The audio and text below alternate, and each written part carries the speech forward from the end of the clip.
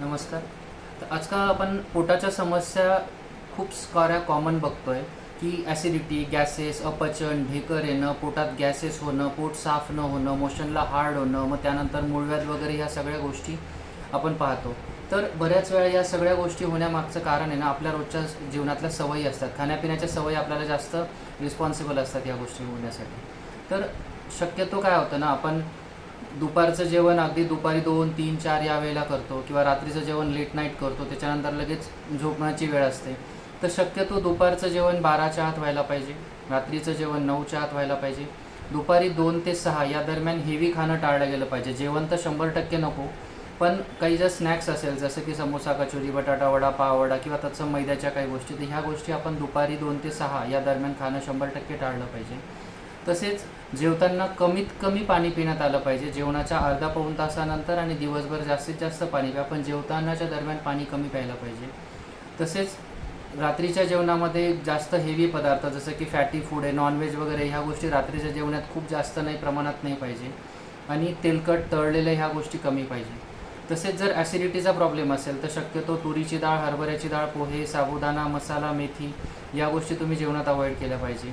आणि जर कॉन्स्टिपेशनचा त्रास असेल तर यासोबतच तुम्ही जे हरभऱ्याच्या डाळीचे जे पदार्थ आहेत, तसेच नॉनव्हेज, मटन स्पेशली या गोष्टी टाळल्या गेल्या पाहिजे.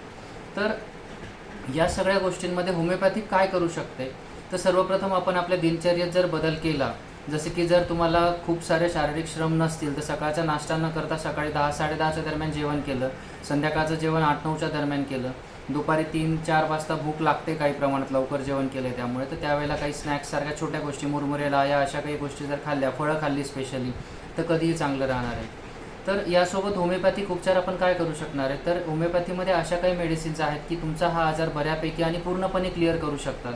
तर मी स्वतः 15 वर्षापासून होमिओपॅथिक प्रॅक्टिस करतो. तर माझ्याकडे असे बरेचसे रुग्ण आहेत की ज्यांना अशा पोटाच्या समस्या आहेत, पोट साफ होत नाही किंवा पोट साफ होण्यासाठी काही बाहेरची मेडिसिन, लॅक्झेटिव्स घ्याव्या लागतात, लॅक्झेटिव्हची सवय लागून जाते.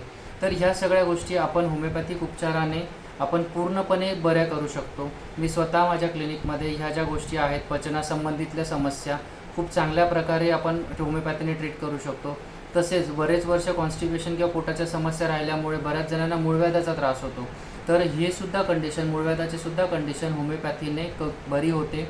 पोट साफ व्हायलाही मदत होतं आणि मूळव्याधासंबंधीच्या ज्या गोष्टी असतात, आग होणं, ब्लिडिंग होणं किंवा दुखणं, पेन, ह्या सगळ्या ज्या गोष्टी आहेत ना, ह्या होमिओपॅथिक मेडिसिनने बऱ्यापैकी क्युअर करता येतात. तर शक्यतो अशा काही समस्या जर असतील पोटाच्या, तर पहिले तुमची दिनचर्या बदला आणि होमिओपॅथिक मेडिसिन प्रेफर करा.